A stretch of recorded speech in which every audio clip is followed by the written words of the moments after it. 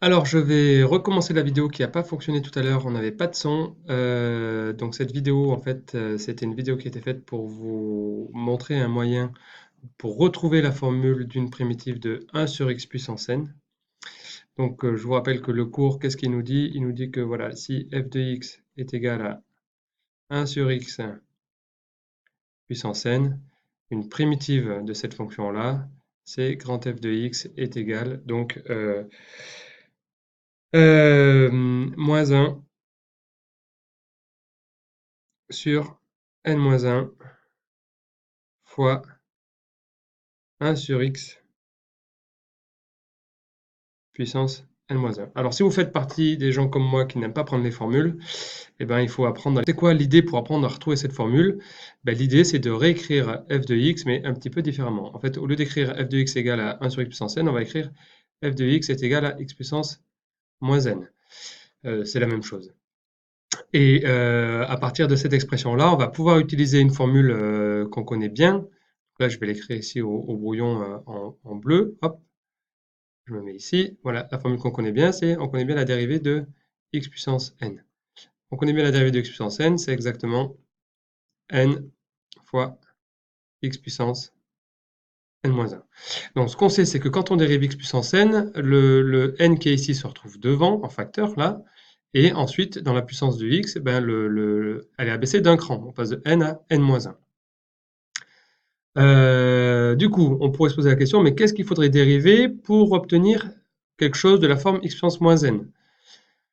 Qu'est-ce qu'il faudrait dériver pour obtenir quelque chose de la forme x puissance moins n? Donc si je mets mon x puissance moins n, on va dire ici, voilà. Donc je me pose la question, que faudrait-il que je dérive? Alors, ça va être x puissance quelque chose, bien sûr. X puissance quelque chose. Et le quelque chose qui est ici, en même chose que ce qui est là, mais avec un cran du coup en plus, puisqu'on sait que quand on dérive x puissance n, on obtient un cran en moins. Donc si je veux obtenir moins n ici, il faut ici que j'ai un cran en plus, c'est-à-dire moins n plus 1. Donc ça me règle le problème de la puissance. Sauf que si je dérive x moins n plus 1, et ben de la même manière ici, j'avais le n qui arrive en facteur, là je vais avoir un moins n plus 1 en facteur.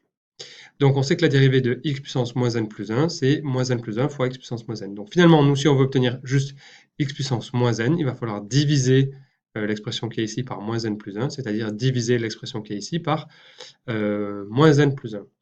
Donc une primitive, pardon, hop, le stylo est un peu gros. Si je cherche une primitive de x puissance moins n, je vais pouvoir écrire que f de x est donc égal à x puissance moins n plus 1 divisé par plus 1. Et donc on peut revérifier de tête, hein, si je dérive cette expression-là, j'ai mon moins n plus 1 qui vient devant, qui va donc se simplifier avec celui-ci, et en exposant, le moins n plus 1 va baisser d'un cran, donc ça va donner moins n. Donc la primitive est la bonne. Cette expression-là est égale à celle-ci. Donc on voit que là on a un quotient, alors qu'ici on a un produit. Je vais transformer cette expression pour avoir un produit, donc j'ai 1 sur moins n plus 1 multiplié par x puissance moins n plus 1. Et alors, le premier facteur, 1 sur moins n plus 1, bah, c'est presque le même qui est ici, hein, c'est juste qu'on a multiplié par moins 1 le numérateur et le dénominateur. Donc ça me donne bien moins 1 sur... Ici, si je multiplie par moins 1, donc j'obtiens n, et puis ici, moins 1. Et ensuite, ici, x puissance moins n plus 1, donc on peut remarquer, je vais le mettre hop, en vert ici parce que c'est une petite remarque, remarquer que ce x puissance plus que x puissance moins, entre parenthèses, n plus 1. Et donc finalement, en observant, en faisant cette petite remarque-là, je vois que j'obtiens un exposant donc négatif. Et si j'ai un exposant négatif, je peux le passer au dénominateur. Ça me donne 1 sur x puissance n moins 1. Et vous aurez tous remarqué ici que j'ai fait une petite erreur. C'est pas plus 1, mais c'est moins 1, évidemment. Voilà, donc je ne vais pas refaire la vidéo pour cette petite erreur, mais on l'a souligné ici, c'est donc exactement celle qui est là-haut. Et c'est donc la fin de cette vidéo. Merci.